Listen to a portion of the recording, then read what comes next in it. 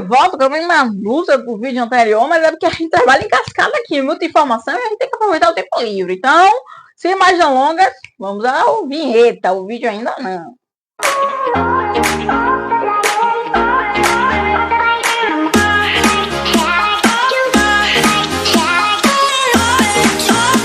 Nos últimos meses, uma guerra judicial está sendo travada. Boatos, boataria. Prints de um lado, RPs de outro, atores e atrizes, um livro, um filme, todo um terror de bastidor. Estou falando de É Assim Que Acaba e tudo que está rolando. Surgiu aí uma nova notícia de Prince entre Joss Baldoni e Blake Lively que sugere que havia um flerte entre eles. Mas calma! Calma que a gente vai comentar sobre isso. Mas antes, eu já agradeço desde já a todos vocês por estarem aqui. Obrigado pelos views do vídeo anterior. Obrigado por terem compartilhado os novos inscritos. Enfim, estamos aqui, estamos firme, estamos forte para trazer aí um vídeo maravilhoso para vocês com tudo que está rolando no mundo cinematográfico e televisivo. Agradeço desde já a todos que estão aqui me ajudando. Álvaro Alves, meu ADM maravilhoso, uma wife, todo o backstage aqui envolvido. Então, sem mais delongas, vamos ao vídeo. Vamos contextualizar toda a história de Assim Que Acaba. Eu acho difícil de você não saber, mas bora lá. Colleen Hoover, que é a autora de Assim Que Acaba, uma trilogia de livros que fala sobre o abuso doméstico, os sinais, né, que a gente acaba não percebendo por estar tão envolvido em um relacionamento e toda a superação deste problema, né, toda a resiliência de uma mulher saindo de um problema desse. Teve os direitos do seu livro comprado por Josh Baldoni, que é o ator de Jane the Virgin, cara que tem aí uma reputação idônea, falando sobre machismo, sobre como os homens devem, né, procurar a sua melhora, se reinventar. E ele tem trabalhos maravilhosos, não só como Jane the Virgin, mas, por exemplo, ele foi diretor de A 5 Passos de Você. E é tido como um cara que trabalha junto à comunidade feminina, contra o machismo, e tem se reinventado aí ao longo dos anos. Ele tem um podcast e por aí vai. Assim Que Acaba foi comprado por Joss Baldoni pela sua produtora Air Fair, mas faltava ainda algo para impulsionar. Toda essa dinâmica ocorreu bem antes aí da pandemia. E o Joss estava procurando um investimento maior para poder transformar o É Assim Que Acaba em um filme que fosse impulsionado para várias salas de cinema, um lançamento mundial, enfim. E aí a gente teve a Sony como a sua produtora, adjunto com a Amy Fair. Junto com a Sony, o Joss Baldoni e a sua produtora, eles... o Joss tem um sócio, tá? Porque eu não lembro agora o nome dele, mas tá passando aí em tela. Eles dois são os proprietários da produtora Amy Fair. Eles, junto com a Sony, estavam procurando o nome certo para poder fazer a personagem feminina do livro, a Liv Bloom. E aí o nome da Blake Lively surgiu. A Lily Bloom é uma personagem altamente importante pro livro, porque é ela que passa por todas as situações e tem aí a sua trajetória relatada. Então não poderia ser qualquer nome. A Blake Lively surgiu e ela foi aí contratada para fazer parte do time. E assim começaram as filmagens. E é assim que acaba. Toda a divulgação do filme começou a ser feita e os parangolés de bastidores começaram a partir daí, a partir do lançamento. Por quê? Aí conta Blake Lively, todo o seu time, todo o elenco, na verdade, né? E o próprio marido, Ryan Reynolds, começaram a fazer um lobby de propaganda muito mais alegre, muito mais floral, com a divulgação de produtos das coisas que a Blake Lively faz, né? Perfume, roupas, enfim. Enquanto Joss Baldoni puxava para a realidade do livro, falando de todo o problema que é o feminicídio, violência contra a mulher e por aí vai. No dia, de fato, da estreia, o Joss e a Blake não participaram do tapete juntos. Eles foram fotografados e entrevistados separadamente e, óbvio, evidente, isso foi notado. Durante esses meses, várias coisas aconteceram. Primeiro, várias coisas sobre a Blake, falando de como ela é insuportável, de como aquilo poderia ter interferido na convivência do set. Coisas vieram à tona, como, por exemplo, o marido dela, o nosso querido Deadpool, participou da produção reescrevendo algumas cenas. Isso já deixou o público assim meio incomodado, porque quando você é diretor de um filme, e na verdade o Joss Baldoni não era só diretor, ele era diretor, produtor e tava com os direitos do filme. Então, assim, ele era o chefe da porra toda. Ele tem que ceder para que outro cara reescreva aquilo que você tá dirigindo, tá produzindo. Como assim? O que houve? Por que ele fez isso? Será que ele sabia de fato que o Ryan Reynolds tinha feito essa mudança? Outras coisas vieram surgindo também, como por exemplo, que o time inteiro estava desvinculado de Josh Baldoni. Era tipo lobo solitário. Além da produtora, que era, né, o resto, a própria escritora, dona, que vendeu os direitos para o Josh Baldoni, rachou com ele. Ela não participava mais de evento nenhum com ele, não falava dele. Era perceptível que ninguém no elenco estava apoiando o Josh Baldoni. Em contrapartida, surgiu essa campanha contra Blake Lively, porque as pessoas perceberam que o tratamento dela com o filme foi totalmente diferente daquilo que deveria ter sido feito. O Josh Baldoni estava muito mais com o pé no chão com a produção do que a própria Blake Lively, do que se tratava o livro, do que se trata a trilogia dos livros. Várias pessoas vieram ao TikTok para colocar as suas opiniões, além de outras plataformas de redes sociais, enfim, em resumo de ópera. Blake Lively estava sendo uma vilã da história. Daí, passado alguns meses de lançamento do filme, Blake Lively estava com sua moral baixíssima. O que aconteceu? Surgiu aí uma bomba que ela e o Ryan Reynolds estavam entrando com um processo contra Josh Baldoni. Não só pela campanha de difamação contra a própria Blake Lively, mas por abuso sexual. A história começa a tomar um rumo aí meio obscuro, porque a gente sabe que quando se trata de um assunto como esse, a gente tem que ficar do lado da vítima. E a vítima, então, é a Blake Lively. Em qualquer situação, primeiro vamos ouvir a mulher. Porque a gente é descredibilizada por tantas coisas. E assim, o momento que a gente já fala e a gente está expondo isso, não é fácil. A gente, de fato, tem que tomar uma coragem do fundo do âmago para poder expor que fomos violadas.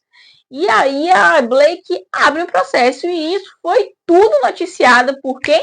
A New York Times. Bom, temos um veículo de credibilidade e sabemos que uma mulher não vai brincar com um assunto assim tão sério.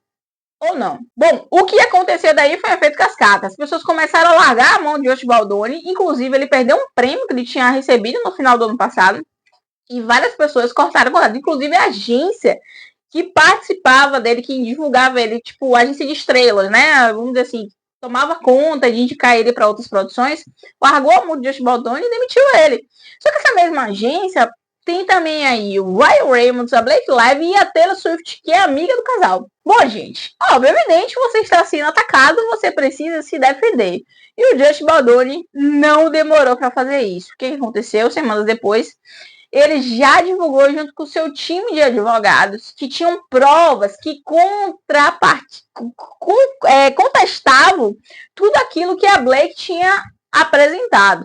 Os advogados de Blake Lively tinham mostrado prints e o Josh Baldoni comprovou no seu processo que esses prints foram tirados de contexto. Além de ter prints tirados de contexto, Josh Baldoni também mostrou que a acusação de abuso sexual do fato em si, do momento em que a Blake relata, não era bem assim. Ela relata no seu processo que uma cena específica o Josh tentou improvisar e foi, assim, muito invasivo, falando coisas que não deveria falar.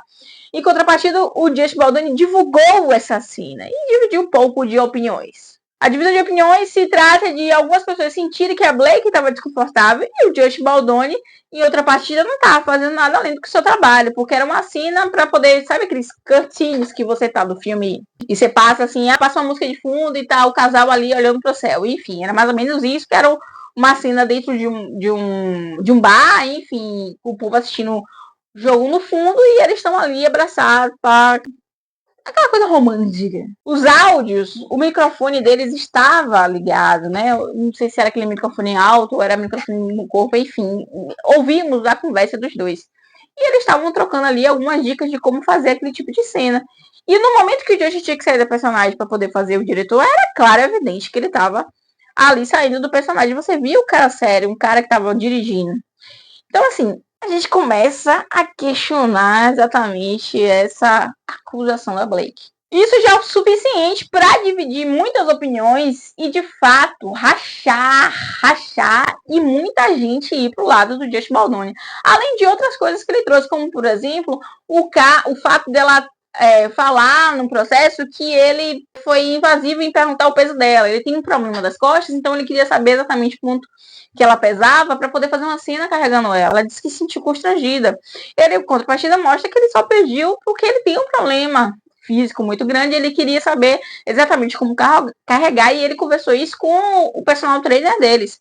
Além de tudo, o Just comprovou por A mais B que foi pedido um profissional, quando tem esse tipo de filme de romance, principalmente, de intimidade, tipo, orienta a intimidade para não se ter justamente o que está se tendo agora, um processo de abuso sexual. A Blake não quis participar da reunião, isso está comprovado também em registros. Além do fato do Ryan Reynolds ter se envolvido diretamente no projeto, tentando defender a sua amada deste abusador. Só que o crítico popular se questiona o seguinte: como o marido está vendo a sua mulher sendo abusada, rechaçada, transformada em nada dentro de um estúdio, e ainda assim ele permite que ela continue esse trabalho. Além de tudo, fazendo piada sobre ele na sua produção, porque o Ryan Reynolds criou um personagem baseado no Josh Baldoni, assim todos entendemos. Que é lá o carinha do Deadpool, que tá, né, parecendo um samurai, e ele é o cara que luta contra o machismo, enfim, é a favor do feminismo. E aí, para tampar a panela de fato, o que nós temos agora essa semana é que o Josh Baldoni trouxe à tona mais prints do início da produção entre ele e a Blake Lively. E aí, meus amigos, são mensagens carinhosas. Pensamos em simpatia entre os seus colegas de trabalho, pessoas que lhe deixaram assim, né, tranquilas para trabalhar, set seguro. Só que uma das teorias é de que a Blake Lively, no meio do caminho, se apaixonou por Josh Baldoni, e o Ryan Reynolds está querendo acabar com a vida do rapaz. Com ciúmes, porque ela se envolveu emocionalmente com ele, independente de ter havido aí uma troca com ele, ou que o Josh Baldwin tenha correspondido, enfim. A questão é que a própria Blake deixou isso transparecer para o seu marido, e ele criou todo este universo aí contra o Josh Baldwin. O que eu tenho para dizer a vocês é o seguinte: Blake Lively está queimadíssima no mundo cinematográfico, porque se ela estava aí querendo uma ascensão como seu querido Ryan Reynolds, que tem aí o Deadpool, que também foi roubado. Isso aí, né? O Ryan Reynolds roubou a marca Deadpool para ele, achou uma forma de se firmar ainda mais, se tornar um multimilionário, enfim. E ela queria ter isso, ela não vai ter isso aí tão cedo ou nunca na vida. Porque ela quebrou aí uma coisa primordial. O diretor do filme é o cara, é o Orconcu, é quem manda, quem direciona. Os produtores estão ali para ajudar, mas ele tinha os direitos, o negócio era dele. O Josh Baldoni, em contrapartida, fez a merda de ceder, né? Porque, pelo amor de Deus, tu é dono de um negócio, tu vai deixar o povo de fora para querer dizer o que tem que fazer. A Blake Lively, em certo ponto, fez uma lista de exigências assim que a pandemia voltou e as filmagens foram retomadas. Ela fez uma lista de exigências. E ele cedeu a elas porque já estava aí o filme praticamente pronto, precisava dela para divulgação, cancelaram a porra toda, não vai ter nada aqui, não vai ter nada. Vamos procurar outra pessoa, custe o que custar, para você agora estar aí numa situação dessa. Temos o filme, mas será que teremos continuação? A questão toda é essa, todo um projeto que foi manchado não pelo seu, né, pela sua produção, pelo seu roteiro, por todo o trabalho de um time, mas por um escândalo que tá parecendo que é muito mais uma briga de egos do que outra coisa. Gente, o negócio é sério. Isso aqui é um resumo, viu? Isso aqui é um resumo dos fatos mais importantes que podem mudar ainda muita coisa. Saiu agora essa questão aí dos prints.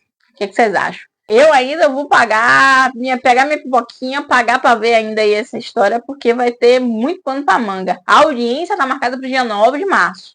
9 de março a gente vai ter aí a primeira audiência. E muita gente está com medo ainda de que, antes da audiência, ocorra um acordo.